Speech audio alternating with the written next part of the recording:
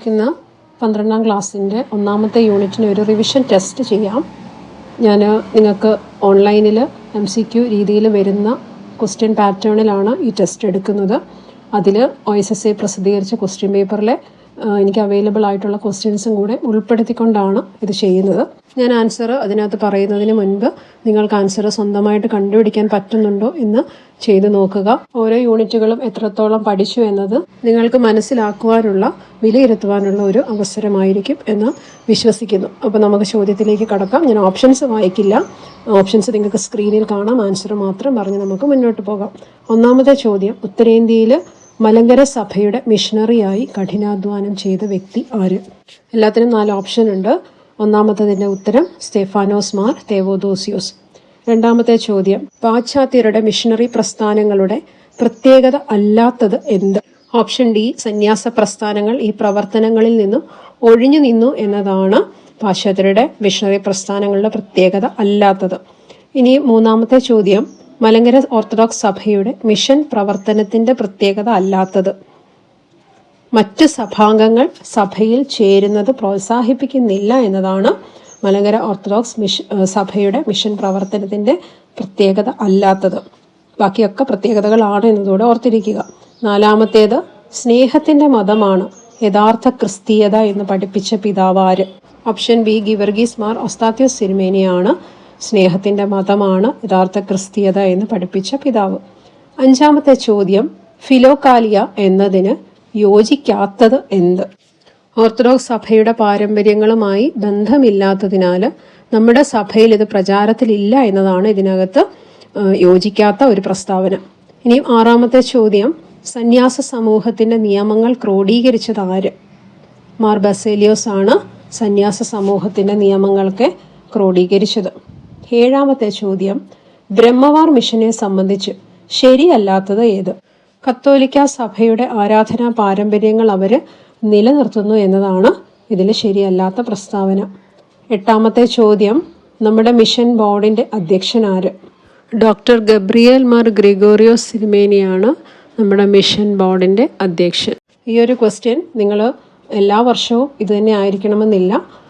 വരുന്ന വർഷങ്ങളിൽ ഈ ആൻസർ ചെക്ക് ചെയ്തിട്ട് മാത്രം ഉത്തരം എഴുതുക. 2024 ഈ ഉത്തരം കറക്റ്റാണ്. ഇനിയും ലിറ്റോർജി എന്ന വാക്കിൻ്റെ അർത്ഥം സേവനം, ശുശ്രൂഷ എന്നൊക്കെയാണ്. ഉത്തരം ഓപ്ഷൻ 4 ആണ് അതിൻ്റെ റൈറ്റ് ആൻസർ. 10ാമത്തെ ചോദ്യം, പരസ്യ ശുശ്രൂഷ ആരംഭിച്ചപ്പോൾ യേശു സുനഗോഗിൽ വായിച്ച വേദഭാഗമേത്? യശയ്യാപ്രവചന പുസ്തകം 61ാം അധ്യായം 1ഉം 2ഉം വാക്യങ്ങളാണ് അന്ന് യേശു സുനഗോഗിൽ വായിച്ചത്. 11ാമത്തെ ചോദ്യം, മിഷനെ സംബന്ധിക്കുന്ന ഓർത്തഡോക്സ് സഭയുടെ വീക്ഷണങ്ങളിൽ താഴെ പറയുന്നവയിൽ ഉൾപ്പെടാത്തത് ഏതൊക്കെയാണ്?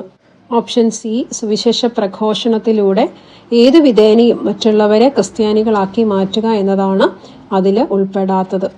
12ാമത്തെ ചോദ്യം, സുവിശേഷ പ്രവർത്തകരുടെ ജീവിതം എങ്ങനെയുള്ളതായിരിക്കണം? ഈ ക്വസ്റ്റ്യൻ ഒരു പ്രത്യേകതയുണ്ട്. അതിൻ്റെ ഉത്തരം ഒരെണ്ണമല്ല, 2-3 ഓപ്ഷൻ അതിൻ്റെ ആൻസറാണ് എന്നുള്ളത്. അപ്പം വൃത്തിയായിട്ട് മനസ്സിലാക്കുക. ഇത് മുഴുവനായിട്ട് വായിച്ചു നോക്കുമ്പോൾ ഇതിലെ 3 പ്രസ്താവനകൾ ശരിയാണ്.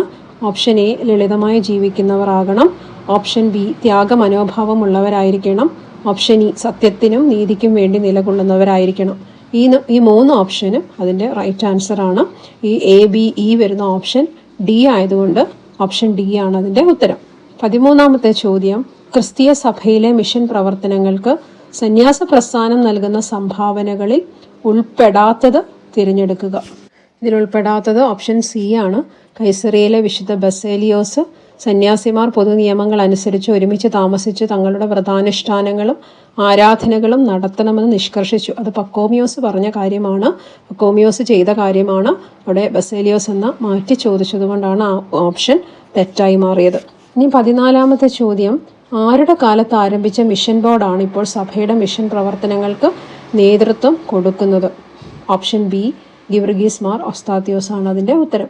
15ാമത്തെ ചോദ്യം, താഴെ പറയുന്ന പ്രസ്താവനയിൽ ശരിയായത് തിരഞ്ഞെടുക്കുക. അപ്പോൾ ഒരെണ്ണം മാത്രമേ ഇതിൽ ശരിയുള്ളൂ. ഇത് വൃത്തിക്ക് മനസ്സിലാക്കുക. അതിൽ ഫസ്റ്റ് ഓപ്ഷൻ, സ്ലീഹ എന്ന വാക്കിൻ്റെ അർത്ഥം നിയോഗിക്കപ്പെട്ടവൻ എന്നാണ്. സ്ലീഹ എന്ന വാക്കിന്റെ അർത്ഥം അയക്കപ്പെട്ടവൻ അല്ലെങ്കിൽ നിയോഗിക്കപ്പെട്ടവൻ എന്നാണ്. ഈ രണ്ടാമത്തെ ഓപ്ഷനിൽ സ്ലീഹ എന്ന സുറിയാനി വാക്കിന് സമമാണ് അപ്പോസ്തലൻ എന്ന ഗ്രീക്ക് വാക്കാണ്. ഇവിടെ ലത്തീൻ വാക്കെന്നാണ് കൊടുത്തിരിക്കുന്നത്. മൂന്നാമത്തെ ഓപ്ഷനിൽ അപ്പോസ്തലൻ എന്ന വാക്കിന് ഗ്രീക്ക് ഭാഷയിലുള്ള തത്സമമാണ് മിഷണർ എന്നാണ് ഇവിടെ ഓപ്ഷനിൽ കൊടുത്തിരിക്കുന്നത്. ശരിക്കും മിഷണറി എന്നതൊരു ലാറ്റിൻ വാക്കാണ്. നെക്സ്റ്റ് ക്വസ്റ്റ്യൻ, അൽവാരിസ് തിരുമേനിയെ മെത്രാപ്പോലിത്തയായി അഭിഷേകം ചെയ്തത് എന്ന്. 4 ഓപ്ഷനുകൾ വൃത്തിക്ക് വായിച്ചു നോക്കുക.